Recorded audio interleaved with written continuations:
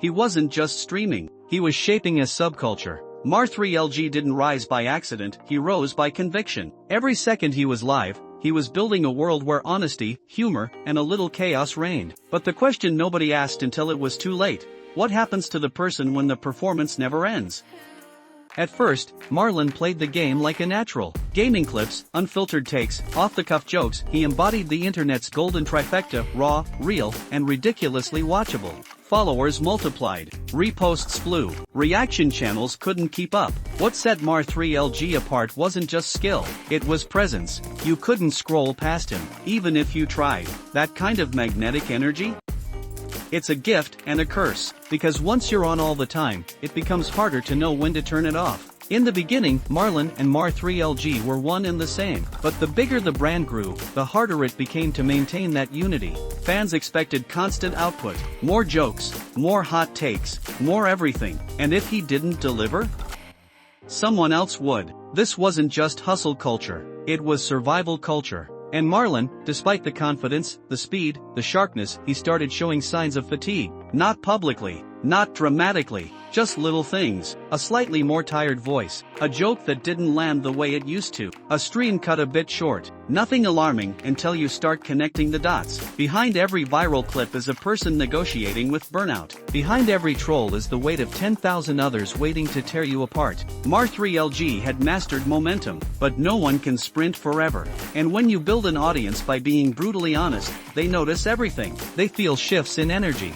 They sense discomfort. They ask questions. They dig. And that's where the persona trap tightens. You either give them more, or you lose them. But real life doesn't scale. Emotional bandwidth doesn't multiply with views. And Marlon?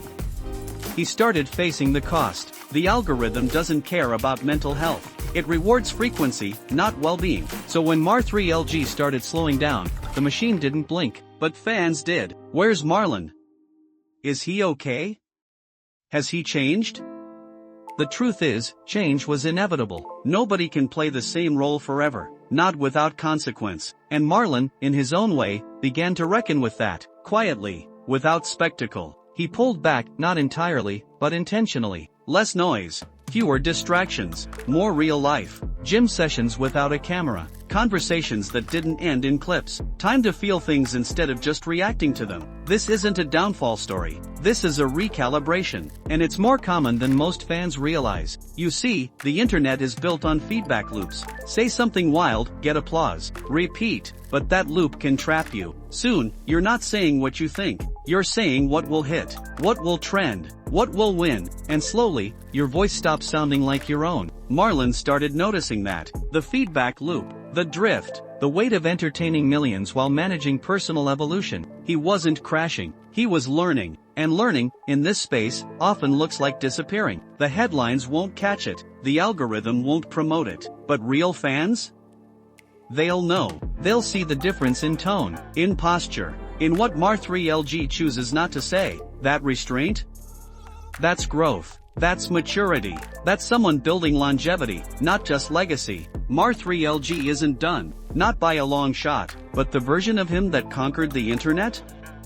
He's evolving, and maybe that's the bravest thing you can do in public: outgrow yourself in front of an audience trained to expect the same thing every day. Because here's the secret nobody tells creators: if you don't change, you'll break. And if you do change, they might leave. But if you're lucky, and if you're honest, you'll bring the real ones with you. And that's exactly what Mar3LG is doing now. He's also learning something else, something you don't fully understand until you've lived it. In the online world, loyalty isn't free. It's rented. And the rent is due with every upload. You can have millions of followers and still feel alone. You can trend for weeks and still wonder who's real. Because when your brand is built on being yourself, every misstep feels personal to your audience. And when the love disappears, it cuts deeper. That's the thing about internet fame: it gives fast, and it takes even faster. And then there are the creator dynamics. The friendships forged in front of cameras, the collaborations that double as business deals. When you're in it, it feels like family. But what happens when money's on the line? Or worse, when relevance is?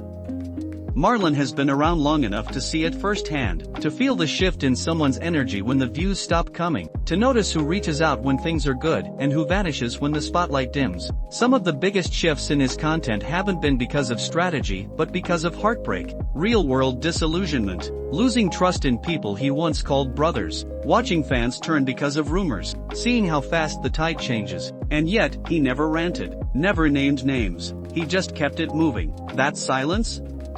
That wasn't avoidance. That was discipline. The most dangerous thing about fame is that it convinces you to speak before you think. But Marlon learned the value of timing, of letting actions speak louder than stories. He understood something few creators grasp early: longevity isn't built in the highlight reel. It's forged in how you handle shadows. Mar3LG's journey is filled with quiet wins, moments that didn't go viral, but changed his path. Times he chose loyalty over clout, integrity over engagement. That's why his fanbase, the real ones, stick around, because they see through the noise. They don't just want drama, they want depth. And Mar3LG, whether he knows it or not, has been delivering that in ways the algorithm doesn't measure. He began looking inward, re-evaluating not just what kind of content to make, but why he was making it in the first place. Was it to stay ahead of trends?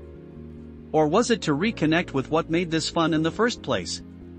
He took inspiration from his roots, the raw, community-first content, built on loyalty and laughter, not metrics. And slowly, he brought that energy back. More live streams where he wasn't on, but there. More videos that felt like conversations, not productions. More honesty, less spectacle. And something unexpected started to happen: his engagement deepened. Not in numbers, but in meaning. People weren't just watching, they were relating. He wasn't trying to dominate the algorithm anymore. He was trying to build something that outlasted it. Not every moment went viral, but the ones that did? They mattered more, because they came from a real place, not a strategy deck. It wasn't reinvention for the sake of headlines. It was recovery. From burnout, from betrayal, from the pressure to always be more. He started measuring success differently, not by views, but by peace, not by followers, but by freedom. And for someone who built his name on chaos, that's the most radical move of all. He also had to face something most creators quietly dread: the financial squeeze of authenticity. Making money on the internet without selling out is harder than it looks. Brand deals want clean reputations, platforms want sanitized content, and audiences?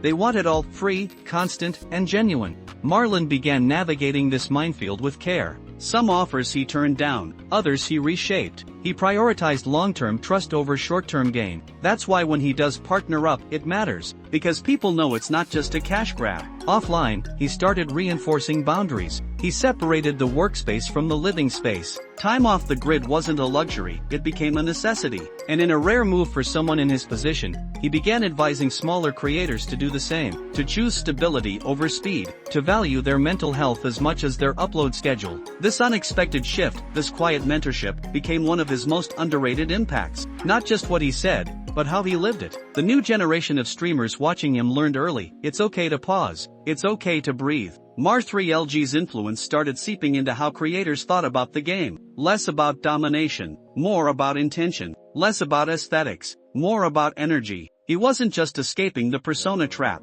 He was giving others the tools to avoid falling into it at all. And maybe that's how real influence works, not in the moments you perform, but in the ones where you choose not to. Thank you for watching today's video. Don't forget to subscribe, like and comment down below who should we make next video about.